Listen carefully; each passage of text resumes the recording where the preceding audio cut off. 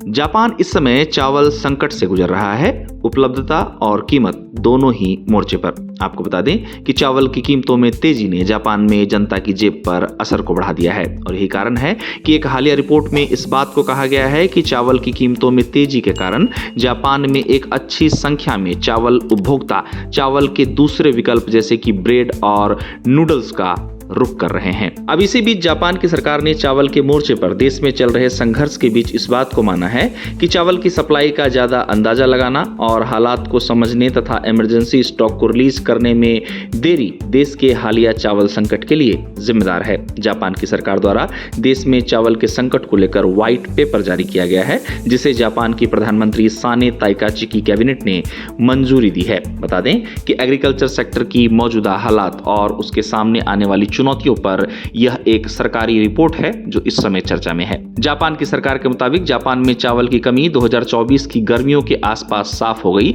जो सप्लाई और डिमांड के कारणों से हुई। जापानी सरकार का कहना है कि इसमें ज्यादा तापमान के कारण खराब फसल, आने वाले टूरिस्ट की ज्यादा खपत और कुछ लोगों द्वारा बड़े भूकंप की तैयारी में जमाखोरी भी शामिल है। जापान सरकार का कहना है कि यह मानकर कि चावल का प्रोडक्शन काफी है, सरकार डिस्ट्रीब्यूशन की स्थिति के बारे में जानकारी इकट्ठा करने को लेकर एक्टिव नहीं थी, जिसने देश में चावल की कीमतों में तेजी लाने का काम किया। आपको बता दें कि यही कारण था कि जापान की सरकार को इस कमी के कारण लोगों की चिंता कम करने और जापानी स्टेपल की रिटेल कीमतों को कम करने में मदद के लिए इमरजेंसी स्टॉक रिलीज करना पड़ा था। अब जापान में चावल संकट को लेकर जारी किए गए इमरजेंसी स्टॉक को लेकर भी जापान की सरकार ने अपनी बात रखी, जिसमें जापानी सरकार का कहना है कि संकट के बीच चावल का इमरजेंसी स्टॉक रिलीज किए जाने का फैसला भी देरी से लिया गया। साथ ही बताया गया कि यह फैसला भी चावल के होलसेलरों के बीच चिंताओं को दूर करने में नाकाम रहा। इस तरह जापान में चावल संकट जब शुरू हुआ तो 2025 में चावल के इंपोर्ट में एकदम से तेजी आई, जहां आंकड़ों के मुताबिक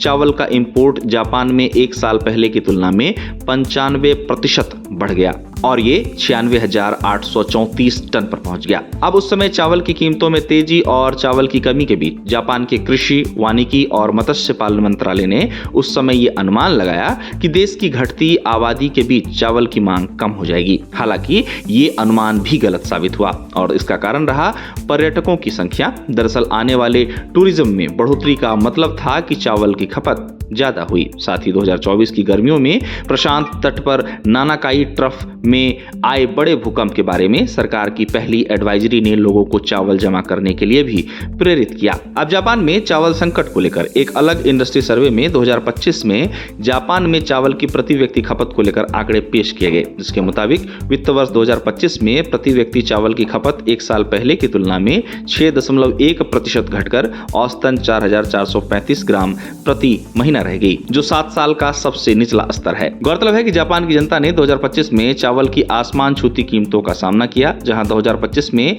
जापान में चावल की कीमतें कुछ समय के लिए 4,000 येन प्रति 5 किलोग्राम तक पहुंच गई थी। हालांकि चावल की कीमतों में पहले के मुकाबले अब नरमी जरूर जापान में आई है। जापान में 2025 में चावल का प्रोडक्शन बढ़ने के बाद से चावल की कीमतों में गिरावट है और 2026 की फसल की स्टोर में आने की कीमतों में और गिरावट आने की उम्मीद भी की जा रही है। गौरतलब है कि वर्तमान में जापान की जनता महंगा चावल खरीदने को पहले के मुकाबले मजबूर है। जापान में अभी भी 5 किलो चावल के पैकेट की कीमत पहले के मुकाबले ज्यादा है। अब जापान में प्रति व्यक्ति चावल खपत में गिरावट को हाल ही के वर्षों में सप्लाई की कमी से कीमतों में तेजी आने के बाद कंज्यूमर्स देश के मुख्य खाने यानी कि चावल से दूर जा रहे हैं। बताया जा रहा है कि जापान में चावल की बढ़ती कीमतों ने उपभोक्ताओं को ब्रेड और नूडल्स की ओर अपना रुख मोड़ने पर मजबूर भी किया है।